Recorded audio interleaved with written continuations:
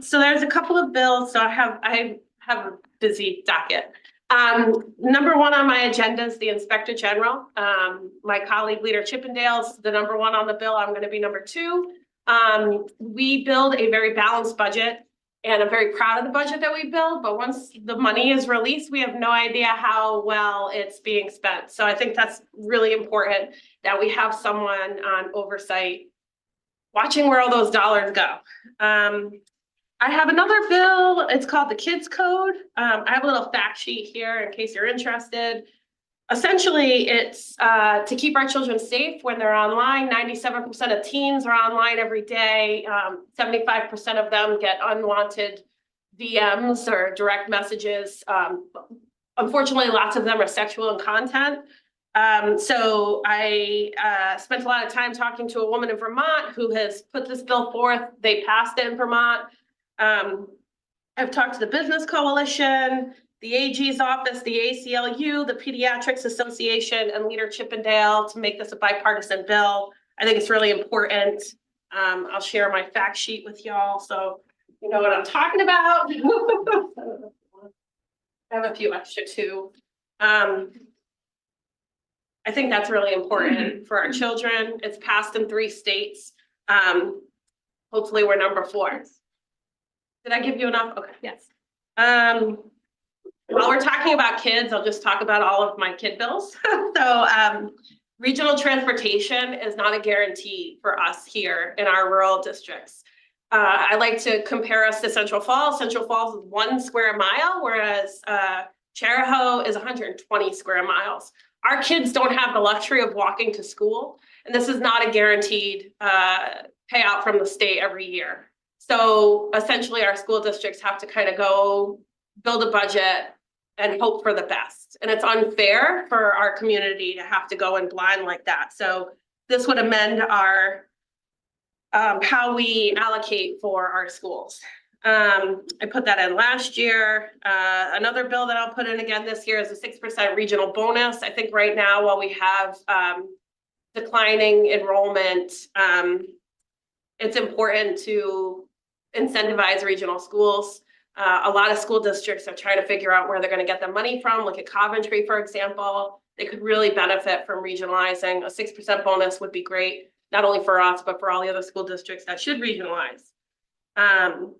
Another bill that we passed in the House, did not pass in the Senate last year, is transportation beyond city limits. This came from the superintendent from Exeter West Greenwich.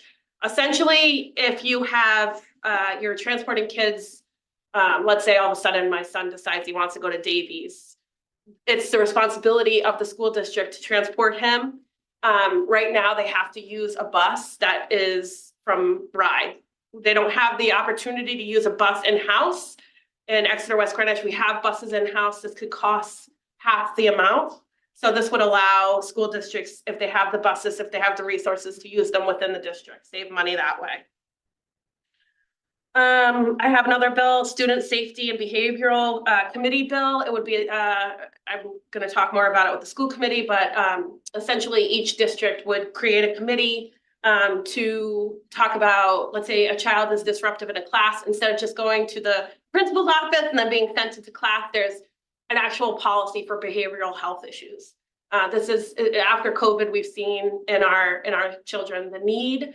And so this would really kind of make each district accountable for a policy for our kids. Increasing the tax credit for low-income seniors and disabled people from $35,000 to $50,000, increase their rebate to $850 from $500. I have a tax bill for forest workers, a tax credit.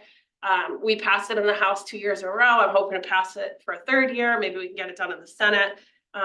It's an important bill. I think everybody knows the work that it's so important on our forestry, and that's something that I've been very passionate about. So the average age in that industry is probably 65. We need some young folks to kind of get in there and start working in there that live in Rhode Island. We have a lot of outsourced work. I have a bill to increase DEM's forestry division. I have a bill to do more commander incident training. So this would fall in the Department of Emergency Management's realm. So I've talked to the director, and I've also talked to Chief Scott Cattell, who works in North Kingstown, who also works in Exeter. When the Exeter forest fire happened, you can talk about all the plans that you want, all of the mitigation plans, but the reality of the situation is when you're in the actual incident, no one's looking back at the hazard mitigation plan, right? They're all moving forward, and DEM comes in, REMA comes in, and then you have an incident commander who is someone on your, in this case, a fireman who is like in the town. And so this would just be, each community would have to run 2 a year. Essentially, you have a giant forest fire in Richmond, what happens? Who comes in? How do they work together? I came up with this after talking to our EMA director in Exeter, Scott Cattell, and a couple other folks. I have the fire associations on board with it, and REMA as well. So I'm working on an ATV for hunters bill.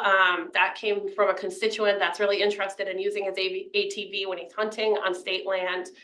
I'm in talks with DEM over whether or not we can actually do that. And energy is the hot button issue. On the campaign trail, I think we all knocked on lots of doors. And the one thing that really resonated and I heard over and over again is that our electric bills are too high. So I did put in a bill to cap the profits of the utility companies. Interestingly enough, today when I went into session, the CEO of Rhode Island Energy was waiting for me at my desk to discuss the bill, which is unexpected, but it's a very complex issue. We all know energy is very complex. I spent some time talking with the CLF law firm, really kind of diving into energy. Rhode Island Energy made 4%, 4.05% in profit off of Rhode Island last year, which equates to about $25 million. That's not including what they made off of gas. There's a lot of things that we need to look at, that we have to do, but I figured I would start there, and I didn't realize how many waves that would explode from that. I will say, Jeff, I've talked to, Councilor Dinsmore and others about the CCA program. I really recommend that the council talk to James Grasso before entering into agreement. He's brilliant, and he will give you a different perspective. I really think he's someone that you should discuss this with. There's very little choice in this field, and that is one that we have, which gives the only power you have, right? And then I have a couple other things up in the air that aren't really things yet. They're just kind of discussions because it's still early in the session. So I didn't know what the outcome of the election would be, but I've been a very busy bee, as you can tell. I've had a lot of meetings trying to talk to as many people as I can. The last thing I want to put in is a study commission on utility costs and what we can do as a body to reduce energy costs, not just capping profits. Nebraska has their own publicly owned utility company. It's the only state in the country that does that. Interestingly enough, they have some of the cheapest rates. Go figure. Jacksonville, Florida also has their own publicly owned utility company. Is that a path forward? If so, what does that look like for costs? If not, what are the other options that we can do to reduce costs for Rhode Islanders? That's our priority. My priorities are to make Rhode Island more affordable. District 39.